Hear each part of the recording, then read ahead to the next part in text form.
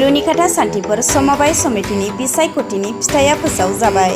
समबाय समितिनि जा इलेक्शन बे इलेक्शना गणतान्त्रिक भाबै जादोंमोन आरो जोंनि इउपिपिएल दोलोआ दिनै बे समबाय समितियाव 15नि गेजेरावहाय 9था लानानै जोङो देरहासार जानो हाबाय रुसाखौ।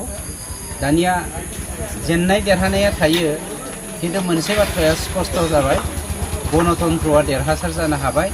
मानोना बिपिएफनि 17 बोसोर समाव कुनु गणतन्त्र होननाय सिस्टेम गैयामोन, जायनि जाहोनाव मानसिफ्रा समबाय समितियावबो दे सासे मानसिया भट होनायनि मोन्थाय दङ, बे मोन्थायखौ मोननो हायाखैमोन।